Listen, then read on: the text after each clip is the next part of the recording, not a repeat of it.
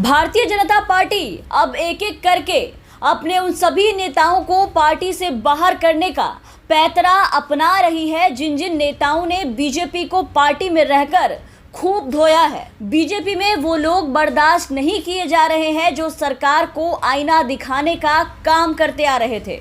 अब तक पार्टी की राष्ट्रीय कार्यकारिणी से किसानों के लिए मुखर रहे वरुण गांधी और मेनका गांधी को हटाया गया था और अब उन्हें हटा दिया गया जो बीजेपी के लिए सबसे सरदर्द बने फिर रहे थे। सुब्रमण्यम स्वामी, पूर्व केंद्रीय मंत्री सुब्रमण्यम स्वामी को भी पार्टी ने राष्ट्रीय कार्यकारिणी से बाहर रखा है क्योंकि स्वामी मोदी सरकार पर खासे हमलावर रहे हैं और बीजेपी के social media incharge Amit Malviya से भी कई मौकों पर भिड़ चुके हैं। पूरी दुनिया के सामने उन्हें बेपर्दा कर चुके हैं। पूरी दुनिया के सामने मोदी सरकार की जमकर आलोचना की है। उन्हें भी बीजेपी ने बाहर कर दिया है। मतलब जिसने भी बीजेपी के खिलाफ आवाज उठाई उसे बीजेपी से बाहर का रास्ता दिखाया गया क्योंकि ये सरकार अपनी आलोचना बर्दाश्त नहीं कर सकती है। जिसे पार्टी से निकालना चाहिए था उसे निकाल नहीं पाए और निकाल उन्हें दिया जिसने किसानों और लोगों के हक में आवाजें उठाई।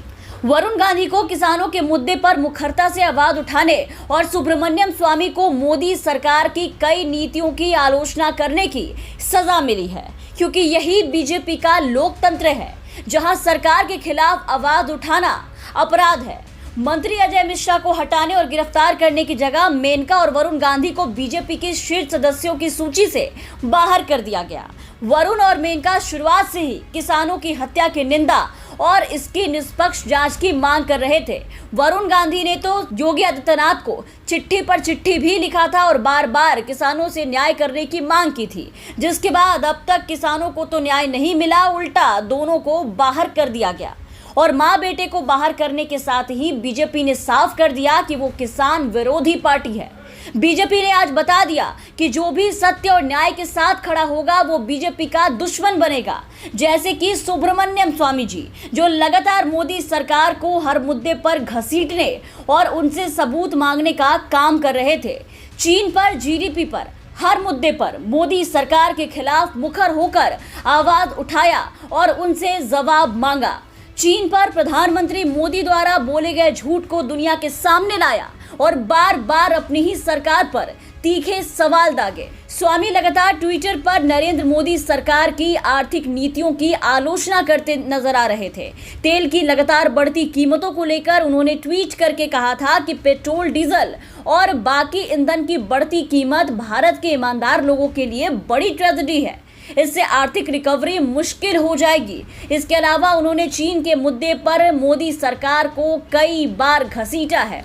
अपने यही तलक तेवर और बेबाक अंदाज के कारण स्वामी भी मोदी सरकार की आंखों में चुभ गए और आज मौका मिलते ही बीजेपी ने इन्हें भी लिस्ट से साफ कर दिया। भाजपा की राष्ट्रीय कार्यकारिणी से बाहर किए जाने के बाद सुब्रमण्यम स्वामी ने भी अपने ट्विटर बायो से भाजपा का नाम हटा लिया है। स्वामी ने अपने नए ट्विटर बायो में खुद को बतौर राज्यसभा सांसद, पूर्व केंद्रीय मंत्री, अर्थशास्त्र में हार्वर्ड से पीएचडी प्रोफेसर बताया है। उन्होंने अपने नए ट्विटर बायो में एक और दिलचस्प बात जोड़ी है। उन्होंने लिखा है कि मैंने वैसा ही लौटाया जैसे मुझे मिला। इसे भाजपा की राष्ट्रीय कार्यकारिणी से बाहर किए जाने पर उनकी प्रतिक्रिया के तौर पर देखा जा रहा है।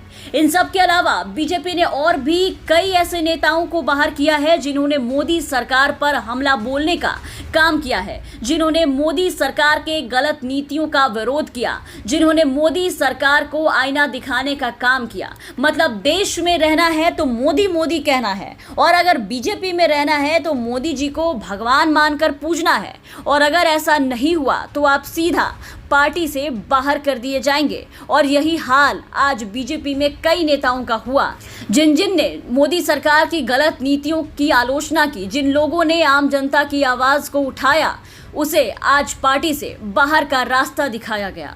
Bureau report, the VPN TV.